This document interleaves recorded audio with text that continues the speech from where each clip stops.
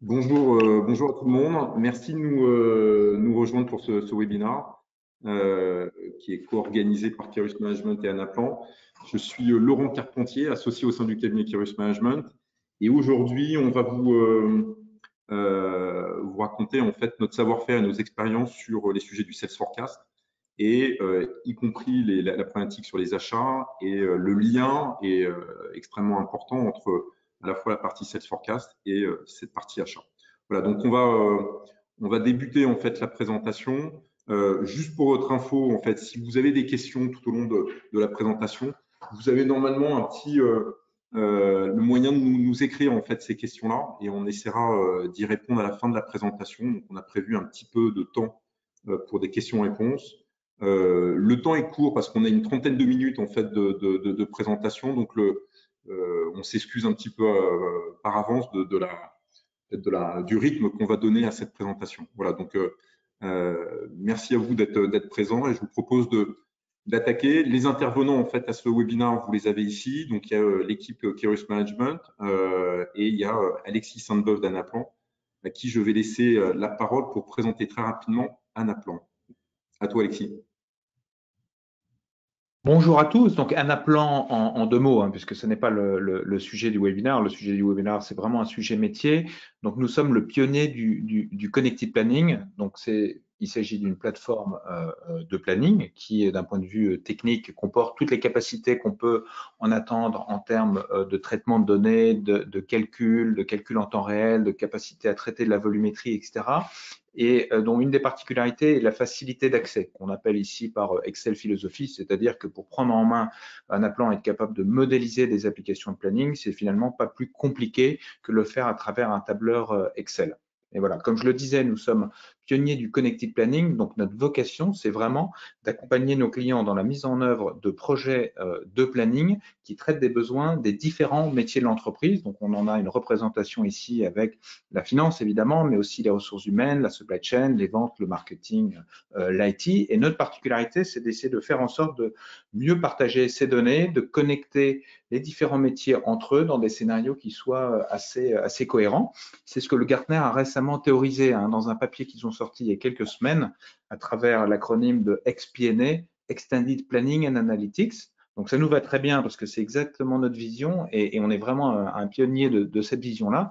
Et d'ailleurs, les analystes, d'une manière générale, le reconnaissent puisque on a de très bonnes notations dans ces différents métiers que sont la finance et la supply et les ventes, par exemple. Voilà.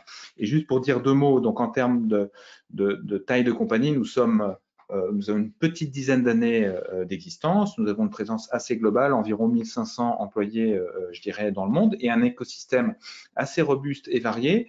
Et ce qu'on attend de nos partenaires, et je pense qu'Irus en est un excellent exemple, c'est notre capacité à nous accompagner dans la traduction de cette vision du Connected Planning. Donc, on a besoin de partenaires qui ont ces compétences dans différents métiers comme la finance, par exemple, les sales, les achats, etc., et qui sont capables de traduire ces compétences à travers une approche technique et d'intégration. Et c'est vraiment le cas de Kerus. Donc, ce qu'on apprécie chez eux, c'est leur capacité à avoir cette approche à la fois métier et très opérationnelle de bout en bout, avec en plus une force de frappe qui ne se limite pas à la France, puisque Kairos a la particularité d'être capable de supporter de grands projets internationaux, avec notamment une force de frappe très spécifique, très importante aux États-Unis.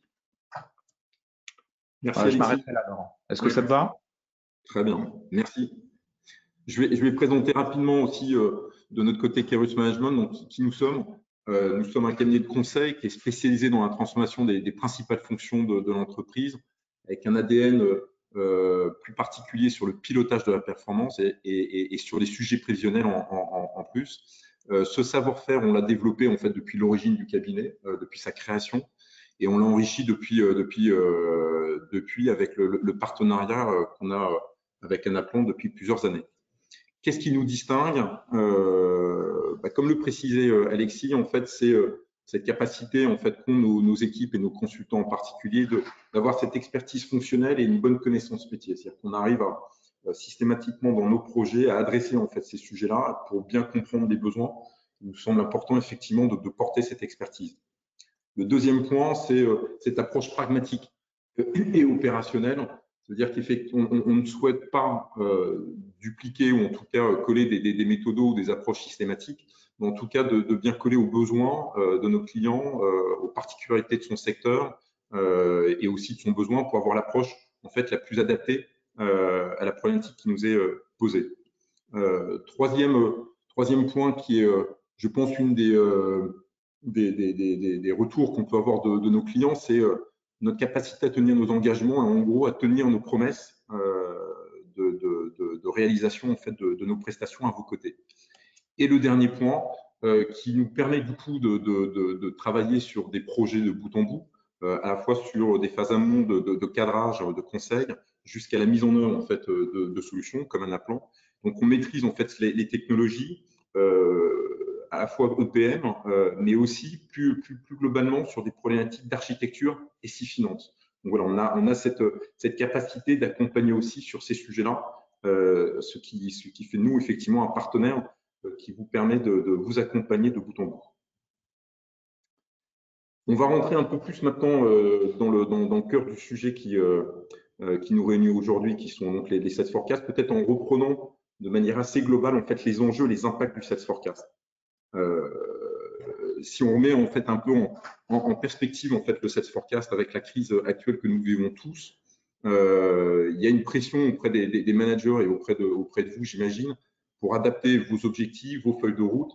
Et donc du coup, ce que met en lumière en fait cette crise, c'est l'importance, bien sûr, de disposer de sales forecast, en tout cas de prévisionnel de façon plus large, mais surtout de disposer d'un process de forecast agile.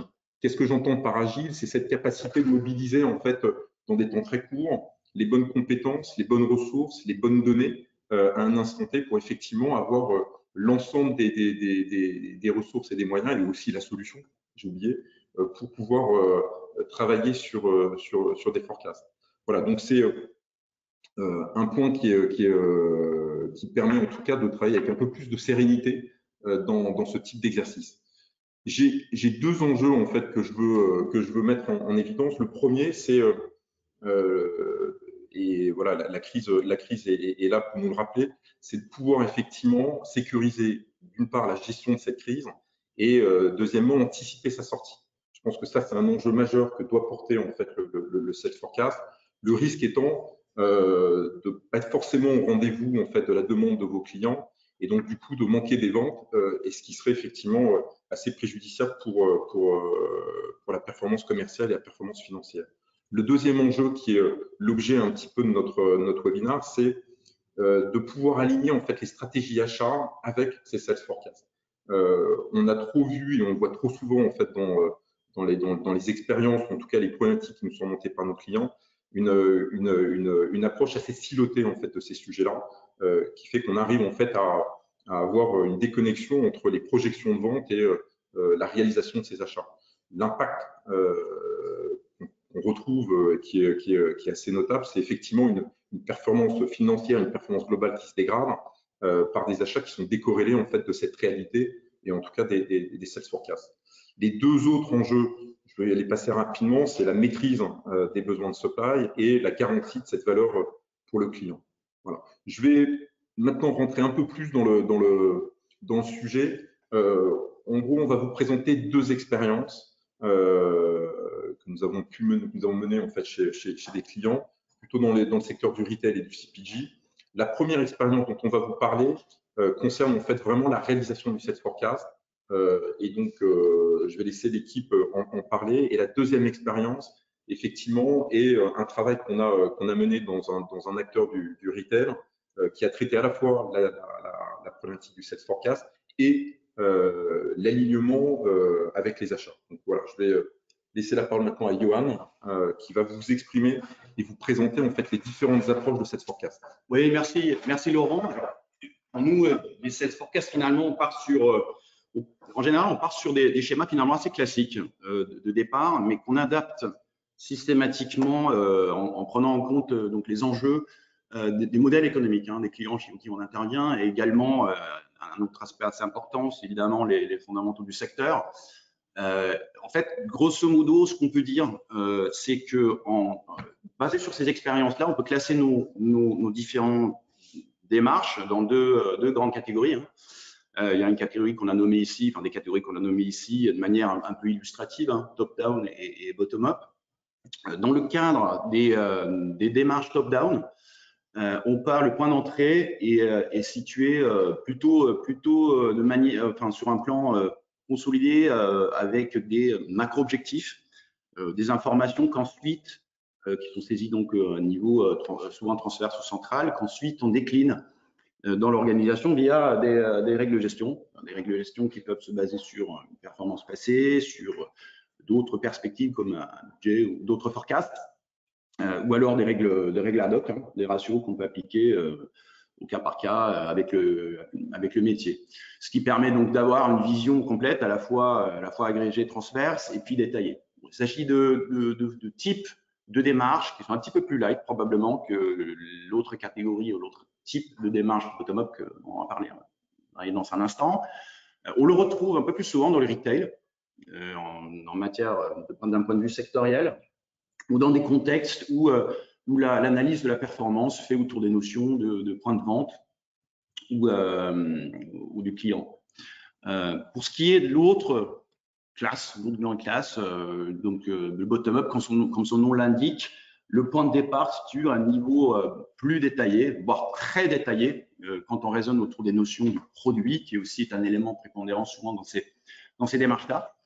Alors la full forecast ensuite se construit via des agrégations le long des hiérarchies ou de l'organisation, des structures organisationnelles, pour obtenir donc une vision complète. Et ensuite, cette première agrégation peut être confrontée à des visions de budget ou de planning, et via un jeu d'itération vers le bas, entre le bas et le haut dans l'organisation, on obtient un équilibre.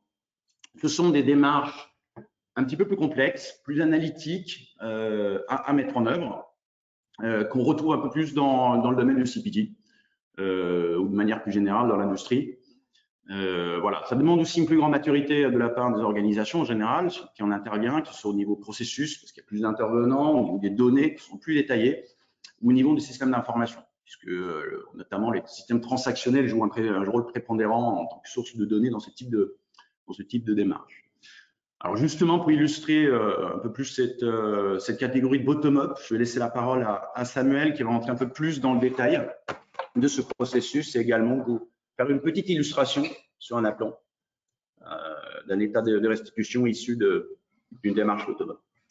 Merci Johan. Donc effectivement, on va parler donc de l'approche bottom-up dans le secteur du CPG avec effectivement un retour d'expérience de l'une de nos missions. Alors les principes de cette approche, c'est tout d'abord une élaboration fine au niveau référence qui va permettre en fait après de remonter l'information à un niveau global pour avoir le forecast de l'entreprise.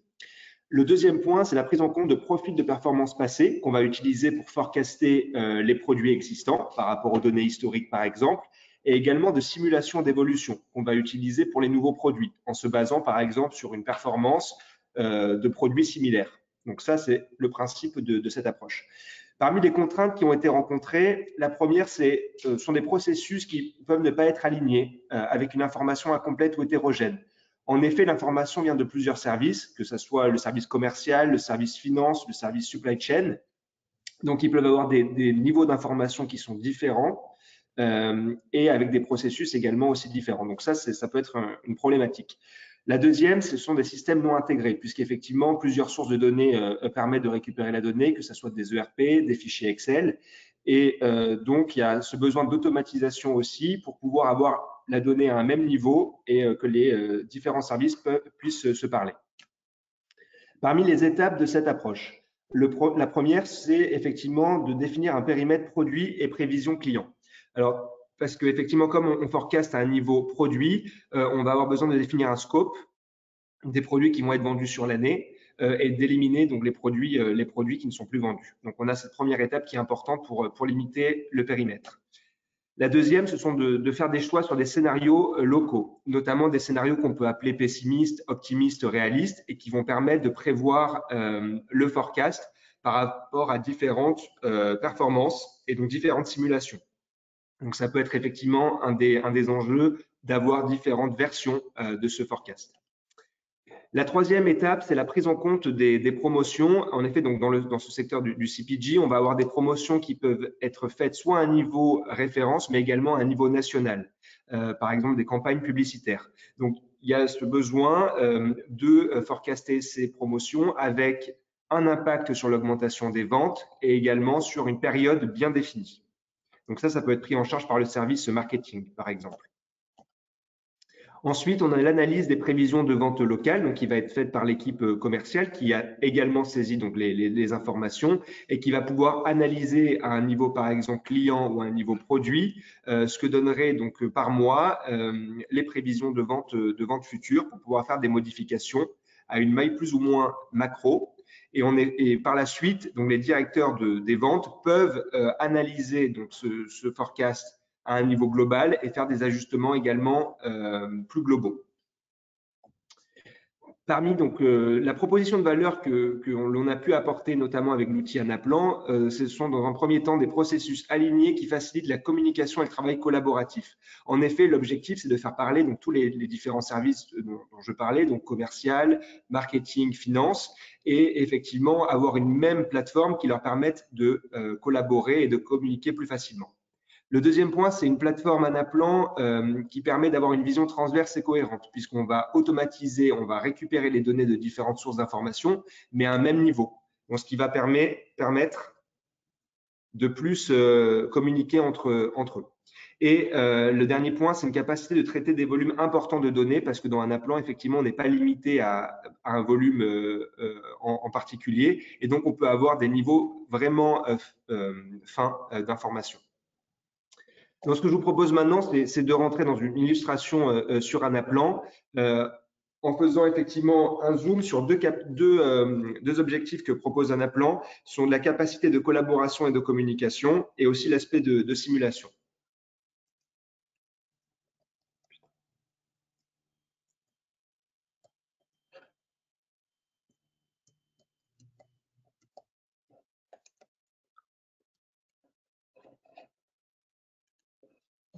Alors, effectivement, donc, vous voyez le dashboard Anaplan. Donc, on est donc dans une entreprise du CPG. Effectivement, l'exemple qui est pris, c'est la vente de produits culturels, électroménagers. Et donc, on se projette sur une année de forecast avec à la fois de la période réalisée et effectivement des données forecastées. Donc, tout d'abord, on va se mettre dans la peau d'un commercial qui veut forecaster en fait ses ventes sur un produit donné. Donc, ici, on est sur une référence bien définie, la référence 1.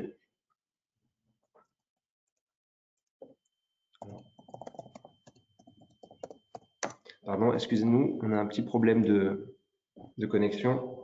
Alors, voilà, c'est revenu. Donc, on était effectivement sur la référence, une référence donnée et un client donné, avec une prévision donc sur l'année. Donc, par exemple, ce commercial va avoir la possibilité de voir les différents KPI, notamment les ventes en valeur, les ventes en volume, et par exemple des informations sur la marge brute, le revenu net et l'EBITDA. Il va avoir effectivement la possibilité aussi de zoomer sur un trimestre ou sur un mois, et donc avoir ces données directement mises à jour. Par rapport à ça, il va avoir donc le détail des hypothèses qui sont prévues. Donc, on a ici la possibilité soit de forecaster en volume, soit de forecaster en valeur. Donc pour cette référence 1. Donc le forecast en valeur, par exemple, c'est ce qui a été défini par ce commercial. Donc il va pouvoir modifier la donnée et effectivement directement saisir un autre chiffre qui va redonner l'impact de son forecast en volume sur le même écran. Il va avoir également la possibilité de visualiser toutes ces promotions et ces événements qui sont pris en compte. Donc notamment, on voit une campagne publicitaire pour cette référence qui démarre en août et qui termine en décembre. Et donc, il va avoir la possibilité d'activer ces promotions par mois pour voir l'impact immédiat, vous voyez sur les différents graphiques, sur ses ventes. Et en remontant, effectivement, il va avoir aussi une vision globale. Donc, maintenant, on va se mettre dans la peau d'un directeur du contrôle de gestion qui, lui, va avoir une vision plutôt globale de l'ensemble des produits et de l'ensemble des clients. Et donc, vous voyez, il a également accès au même dashboard et il va voir donc, les informations globales de l'entreprise sur ce même écran. Il va également avoir la possibilité de visualiser l'impact des ventes et l'évolution entre le réalisé et le forecast par mois, le montant des promotions et également le top et le bottom 5 des références les plus vendues, tout client confondu, sur l'année. Donc, avec une vision plus macro. Donc, ce que je vous propose maintenant, c'est de passer sur l'étape suivante, qui est l'étape des achats et de l'OTB, qui va être présentée par Laurent et Thomas, pour que vous voyez l'étape suivante. Merci Samuel. Je vais passer, on va juste switcher de slide.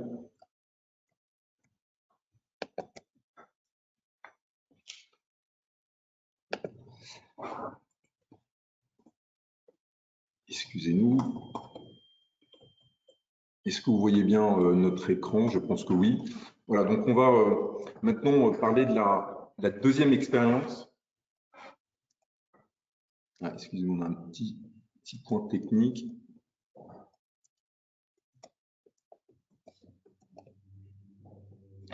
On a juste un petit problème technique.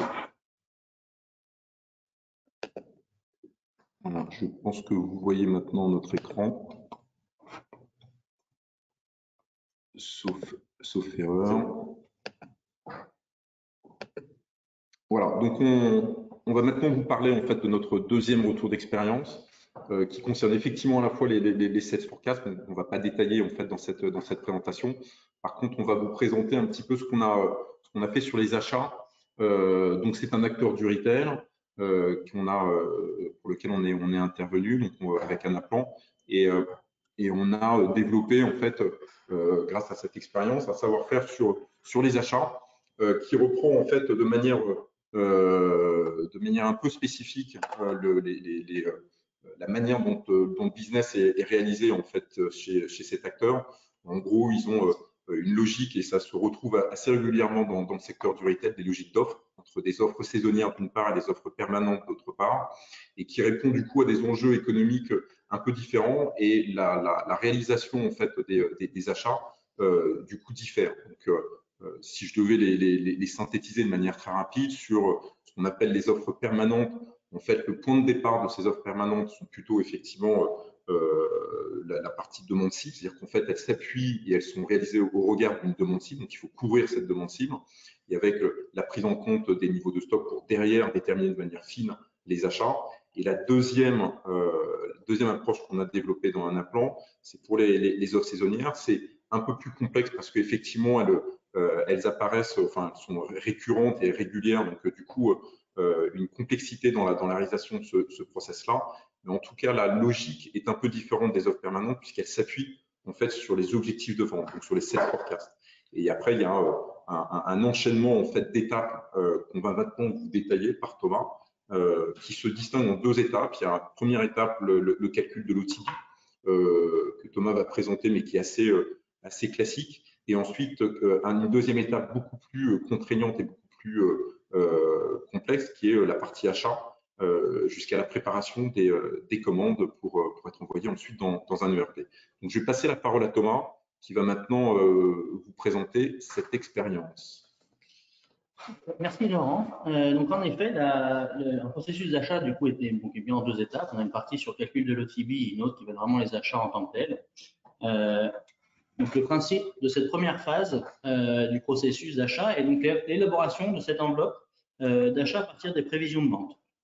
Les principales contraintes que nous avons pu rencontrer sont la qualité et l'hétérogénéité des données en termes de sources, que ce soit depuis des outils de BI, que ce soit depuis le fichier Excel ou d'autres outils, mais aussi de format. Et enfin, on a aussi beaucoup de problèmes de consolidation de données. Effectivement, parce qu'une entreprise peut avoir du coup des magasins ou des analyses dans différentes zones avec différentes devises. Il est donc nécessaire de pouvoir faire des conversions à des taux fixes ou des taux déterminés et qui soient communs à tout le monde. Donc, afin de calculer une enveloppe d'achat la plus précise possible, nous proposons un processus qui va être en 4 étapes successives qui vous sont présentées sur le support. On ne va pas rentrer dans le détail car ça reste quand même un processus très calculatoire, mais il faut savoir que c'est un processus qui va se terminer par l'application d'un sales through, une valeur de sales through, qui nous permettra de déterminer l'enveloppe idéale d'achat pour satisfaire des prévisions de vente, les prévisions de vente. Donc cette notion d'open to buy est intéressante à travailler dans Anaplan, car ça nous permet d'avoir chaque étape du processus de manière macro, mais aussi d'avoir une capacité à gérer des spécificités locales et descendre au niveau du point de vente si besoin, et ce de manière native avec Anaplan. Une fois que cette enveloppe d'open to buy est calculée, nous allons vraiment rentrer dans le processus d'achat. Et donc, c'est un processus qui va être très dense, qui est généralement sur une période de temps très courte. Et il est donc primordial d'avoir un outil qui soit modulable et adaptable facilement à toutes les situations. Mais il faut aussi que ce soit un outil qui soit ergonomiquement adapté aux besoins des acheteurs et qui permette à la finance, par exemple, de communiquer avec les achats. Donc, le principe majeur de cette étape est donc d'avoir un processus d'achat qui soit complet, qui soit réalisé de bout en bout dans Anaplan et donc qui intègre cette notion de vente prévisionnelle, d'OTB et d'achat in fine. Les principales contraintes que nous avons pu rencontrer, généralement, sont liées à des processus qui ne sont pas homogénéisés entre les différents acheteurs. Certains vont travailler à un niveau très fin, d'autres à un niveau très macro. On a rencontré aussi beaucoup de problèmes d'intégration de données, notamment parce que les outils de type PLM, les outils de type BI et les ERP ne sont pas forcément bien intégrés entre eux. On a aussi beaucoup de travail sur des fichiers Excel, donc énormément d'erreurs d'analyse et de construction. Et enfin, un point qui était récurrent était le manque d'analyse sur les saisons passées, avec beaucoup d'achats qui sont faits au feeling, mais aussi un manque de contrôle avec l'enveloppe de l'OTB qui a été calculée et validée avec la finance et les acheteurs. Donc, la première étape clé de ce processus est la mise en place de clusters ou de groupes de magasins, que ce soit en termes de prévision de vente future ou encore par catégorie de clientèle ou même par surface de vente, afin de pouvoir travailler de manière plus macro, que ce soit dans la préparation des achats ou encore dans la sélection des assortiments qui seront poncés au point de vente. La définition des clusters nous permet ensuite d'analyser les ventes et les achats historiques afin de déterminer automatiquement le nombre idéal de références et même la quantité associée par famille de produits en fonction d'un potentiel produit qui aura été défini au préalable par des acheteurs. L'étape d'assortiment, qui est l'étape suivante, nous permet du coup de déterminer une offre que nous souhaitons voir par cluster, puis pousser du coup dans les magasins, mais aussi d'être capable de gérer des exclusivités et des spécificités locales. Cette étape permet aussi en centrale de contrôler l'offre sélectionnée par les acheteurs par rapport à une offre poussée et ainsi s'assurer d'un certain niveau de commonalité. Donc l'étape suivante, qui est les achats au modèle couleur et les analyses détaillées, va nous permettre d'affiner à un niveau plus fin la répartition des références, mais aussi des volumes d'achat. C'est aussi à cette étape-là que généralement nous préconisons la mise en place d'une différenciation entre les achats d'implantation qui nous permettront déjà de pré-assortir les magasins en début de saison et de leur offrir une offre complète, puis des achats en profondeur qui nous permettront d'assurer un certain stock pour l'ensemble de la saison. Cette étape est clé car la validation des quantités globales et donc la valorisation des achats par rapport à l'OTB par les divisions permettra de démarrer le sizing et à terme d'alimenter l'ERP pour générer la commande. Notre proposition de valeur est un processus qui est donc de bout en bout, qui garantit une certaine cohérence entre chaque étape et notamment entre l'OTB et les prévisions de vente, mais aussi les achats versus l'OTB, et ainsi avoir une vision d'ensemble qui va faciliter la communication et l'alignement entre les différentes parties. L'intérêt d'Anaplan dans ce processus est de pouvoir mettre facilement des contrôles dynamiques à chaque étape du process, afin de pouvoir analyser de manière globale ou détaillée les écarts que nous pourrions avoir, soit en termes d'offres, soit en termes de valorisation. Anaplan nous permet aussi de mettre des étapes de validation avec des workflows ou par des commentaires qui pourraient être faits en centrale et qui donneraient le go du coup aux acheteurs pour passer d'une étape à une autre de manière plus facile. Donc, nous allons maintenant passer à la présentation dans Anaplan.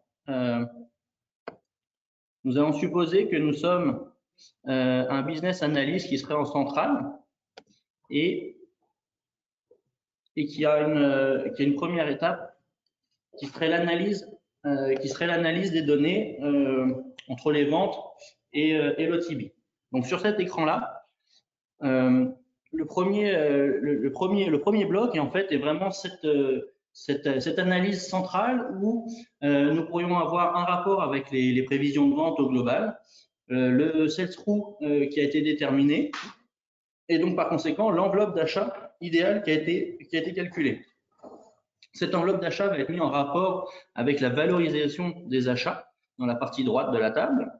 Cette valorisation des achats représente aussi une certaine quantité commandée, un certain nombre de références qui vont être achetées. Et du coup, on voit automatiquement la variation entre les achats et l'OTB, savoir si finalement nous suivons bien les guidelines qui ont été donnés par les planeurs financiers ou par la finance. Cette étape nous permet ensuite d'avoir une vision un petit peu plus détaillée des rapports d'achat, notamment avec une catégorisation et une évolution par rapport à la saison précédente. Un autre point important est aussi la notion de top et de bottom time de produits pour voir les références qui vont surperformer et celles qui, a priori, devraient sous-performer. Cette étape est importante parce que dans un cas comme le nôtre, dans une situation comme nous pouvons le vivre en ce moment, et qui est quand même très exceptionnelle, la présence en showroom a pu être fortement paralysée. Les acheteurs n'ont pas forcément pu recevoir les prototypes à temps ou ne pas forcément avoir les images des produits. Anaplan nous permet d'intégrer automatiquement et assez facilement en fait des images qui proviendraient d'un catalogue produit ou via le PLM par exemple, un PLM, et de le lier automatiquement aux références. Donc ça peut être très pratique pour des acheteurs qui travaillent à distance, qui n'ont pas toutes les références et qui aisément pourront du coup visualiser tous les produits au fur et à mesure de leur mise à disposition.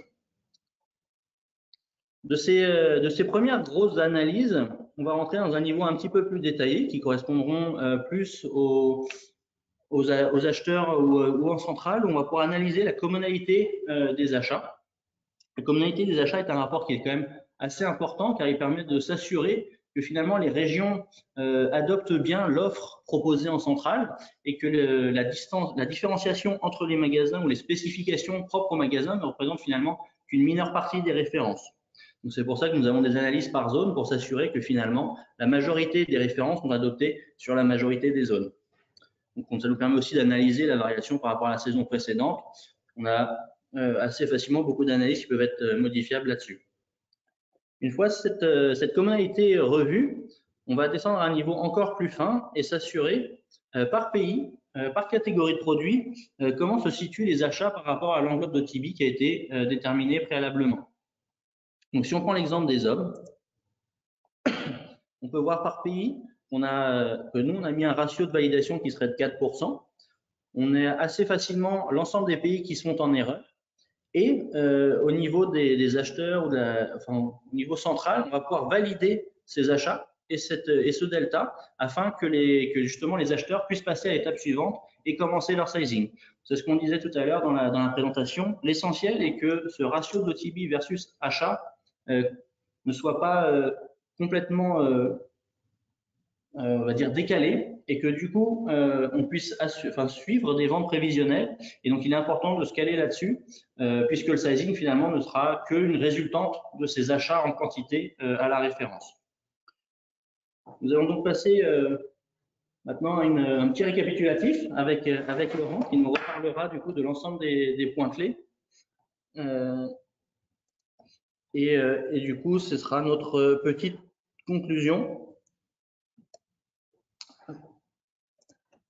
Merci Thomas. Effectivement, on vous propose maintenant de rentrer en fait dans les points clés en fait que il semble important de vous rappeler, et en tout cas que vous puissiez retenir. Le premier, c'est, et je pense qu'on l'a démontré un petit peu dans la présentation, même si elle a été rapide, donc c'est peut-être bien de le rappeler, c'est cette capacité en fait de traiter de bout en bout des prévisions de vente et achats dans une même approche d'élaboration. Et dans une approche d'élaboration qui est d'ailleurs commune. Donc l'histoire que vient de vous raconter Thomas met en évidence effectivement ce lien très fort qu'on a pu mettre en place dans une seule et même application pour travailler en fait ces deux process qui sont en général travaillés encore maintenant dans beaucoup d'entreprises de manière assez silotée. Le deuxième point qui me semble important de retenir, c'est cette notion de capacité à bien gérer l'hétérogénéité des référentiels et des sources de données. C'est comme vous l'avez pu voir et vous pouvez le constater vous-même dans d'autres cas, on intègre effectivement beaucoup de données, on intègre des données de sources différentes avec des problèmes de référentiel, des problèmes de qualité de données. Et donc ça, c'est un point qui est effectivement assez clé dans la réussite de ce type de projet. Ce que je veux mettre en évidence par rapport à ces deux points, c'est que notre approche privilégie de façon systématique, en fait, déjà, et c'est très important, une bonne compréhension du besoin fonctionnel pour pouvoir bien adapter en fait les process. Il y a eu, dans les deux expériences qu'on a pu vous présenter, un énorme travail sur les process, afin que ces process-là soient bien sûr répondre aux besoins, mais surtout permettent d'avoir en fait une adhésion de l'ensemble des utilisateurs. Donc, notre approche, et c'est un peu notre ADN, parce on est plutôt un cabinet de conseil, nous amène en fait à travailler beaucoup sur ces sujets-là, que ça soit au début, bien évidemment, mais aussi tout au long en fait du projet. Deuxième message clé, c'est effectivement l'interface utilisateur d'Anaplan. Elle est au-delà d'offrir une réelle autonomie et une prise en main rapide en fait par les utilisateurs. En tout cas, on a essayé de le démontrer rapidement dans ce webinaire. Elle permet de naviguer entre les différentes visions, que vous soyez dans une vision Sales Forecast ou des visions d'OTB ou des visions d'achat. Effectivement, on peut naviguer entre ces différentes visions, les différentes populations, que ce soit un commercial qui travaille effectivement sur son périmètre produit, son périmètre client, peut passer d'une vision globale avec ses KPI à une vision d'analyse et également un point qu'on trouve en tout cas assez intéressant dans ce type d'interface, c'est cette capacité aussi à jouer assez facilement sur les principaux leviers, les indicateurs en fait de son périmètre et de faire travailler en fait ces indicateurs pour voir l'impact qu'ils peuvent apporter en fait sur ces prévisions. Le dernier point, et je m'arrêterai là, c'est vous avez pu le voir, et c'était vraiment la complexité en fait de ce type de projet, c'est la capacité de faire travailler en fait plusieurs populations différentes qui n'ont pas forcément l'habitude de travailler ensemble, parce que souvent c'est des organisations qui sont assez silotées. Donc voilà, c'est là-dessus, que ce soit l'interface utilisateur d'Anaplan ou les approches qu'on met en œuvre, nous permettent de faire travailler en fait ces populations, donc de faciliter ce travail collaboratif et aussi de faciliter la communication entre ces populations. Je pense qu'il y a un point important dans le pilotage, c'est d'avoir un langage commun. On essaye en tout cas au travers de ces approches et grâce à Anaplan de couvrir en fait cette dimension-là. Voilà. Le temps passe vite, donc on a terminé en fait notre partie présentation. Ce que je vous propose maintenant, c'est de lire les questions qui nous sont parvenues. Donc je vais prendre juste 2 minutes pour vous les lire.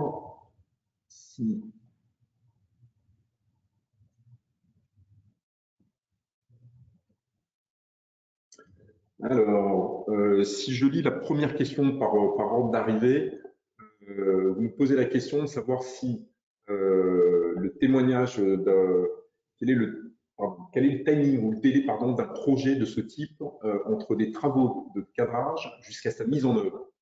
Je propose que Johan peut-être prenne la réponse. Oui, alors ça dépend évidemment beaucoup du type de projet, du contexte et du contexte client et également du secteur. Ce qu'on peut dire, basé sur notre expérience, c'est que, et ce qu'on a fait, c'est que nos projets ont eu des durées allant de environ 4 mois jusqu'à 6-7 mois, à peu près. Voilà. Ok, merci Johan. Deuxième question, ces approches sont-elles adaptées à d'autres secteurs que celui du retail et du CPG que vous mentionnez? Je peux le prendre aussi. Oui, on peut les appliquer aussi à d'autres secteurs, même si on a fait un focus sur retail et CPG. Pas tous les secteurs, mais notamment, on avait mentionné rapidement, je crois, l'industrie, puisqu'il y a des problématiques industrielles qu'on retrouve dans cette logique de bout en bout qu'on a décrit, et notamment avec cette focalisation autour des produits. Ce sont des éléments qu'on trouve aussi dans l'industrie. On a fait des projets aussi plutôt dans certains secteurs industriels. Merci Johan. Quatrième question, est-ce que vous, quel est le niveau d'implication des équipes internes dans ce type de projet? Samuel, est-ce que vous pouvez peut-être y répondre? Oui, alors dans ce type de projet, effectivement, l'implication des équipes internes peut être forte parce qu'en fait, Anaplan est un outil qui est assez collaboratif et avec une prise en main des utilisateurs qui est importante. Donc, s'ils suivent le projet de A à Z et même aussi au niveau de l'implémentation, ils vont avoir une meilleure connaissance effectivement de ce qui est fait, la validation des écrans et donc valider totalement le produit et ce qu'ils ont effectivement, ce qu'ils peuvent visualiser sur la plateforme. Merci Samuel. Autre question, quels sont les avantages d'une solution Anaplan par rapport à d'autres solutions de ce type? Je vais peut-être passer la parole à Thomas. Si Alexis, tu souhaites compléter la réponse, n'hésite pas. Oui, je vais rebondir sur la réponse qu'on a donnée à la question précédente. En fait, le niveau d'implication des utilisateurs, en fait, c'est une autonomie, une prise en main rapide qui est très important pour les utilisateurs parce qu'en fait, à terme, ils vont être capables de gérer un projet et de continuer de développer malgré notre départ potentiellement. Donc, c'est un point qui est très important sur l'outil Anaplan par rapport à d'autres outils. Et enfin, un autre point qui est très important aussi, c'est que la plateforme d'Anaplan, elle permet d'intégrer, de personnaliser en fait l'ensemble des processus, quel que soit le périmètre. Je vais rebondir sur la toute première slide où on avait présenté Anaplan au début. En fait, Anaplan va nous permettre d'intégrer des métiers comme la finance, le commerce, les ressources humaines. On peut vraiment intégrer tout le monde dans un modèle, dans une application. Et c'est ça aussi qui fait la force d'Anaplan, c'est qu'on est capable du coup de traiter l'ensemble de ces métiers et de les intégrer dans un processus qui soit complet et de casser en fait beaucoup de silos. Alors effectivement, c'est ça, hein, Thomas, je suis tout à fait d'accord avec ta vision. Peut-être s'il y a deux mots à retenir, je dirais, c'est agilité, adoption. Agilité, parce que cette capacité à modéliser très vite les besoins permet de répondre aux besoins des différents métiers et de modéliser intelligemment les liens intelligents à faire entre ces différentes applications de planning. Et deux, c'est l'adoption. L'adoption, c'est absolument clé. La plus belle solution de planning de la Terre, si elle n'est pas pleinement adoptée par les utilisateurs, elle ne servira pas à grand-chose. Donc, c'est vraiment le souci d'Anaplan, effectivement, à la fois de faire levier sur cette agilité pour bien répondre aux besoins, pour être capable d'évoluer aussi très vite dans la réponse. Et Dieu sait si en ce moment, avec le Covid, beaucoup de nos clients mesurent l'intérêt d'être capable de modéliser et de changer la modélisation assez vite. Et deux, on n'insistera jamais assez sur l'adoption qui est un facteur clé de succès de ce genre de démarche. Merci. J'ai une dernière question qui est, est-ce que vous avez des témoignages clients? Alors, on n'a pas pu, dans le cadre de ce webinaire, parce qu'effectivement, le contexte n'a pas facilité les choses, faire intervenir nos clients sur ces retours d'expérience ou d'autres. On prépare pour je pense, plutôt la rentrée maintenant de septembre. On va essayer d'organiser sous un forme d'un webinaire. Peut-être on n'a pas encore complètement arrêté le sujet, mais on est en train de préparer un retour d'expérience sur ces sujets-là, du Sales Forecast, avec un de nos clients. Donc voilà, j'espère que on pourra le faire et que vous puissiez effectivement en profiter. Je pense qu'il n'y a rien de tel qu'effectivement un témoignage client. Donc on en a de toute façon, on a l'habitude de travailler sur des retours d'expérience avec nos clients. Donc on a aujourd'hui, si vous allez sur le site Chaos Management, déjà une première vidéo en fait d'un de nos clients chez Maison du Monde qui présente un petit peu le projet, la manière dont il a travaillé avec nous, la manière dont pourquoi il avait choisi Anaplan. Donc c'est déjà un témoignage vidéo qui existe si vous souhaitez déjà le visualiser en allant sur notre page web. Écoutez, j'ai pas d'autres questions. En tout cas, je les vois pas apparaître. De toute façon, le temps est malheureusement écoulé, ça va assez vite. On est désolé pour ce rythme, 44 minutes, je vois de session. En tout cas, on souhaitait collectivement vous remercier pour votre participation et pour votre écoute.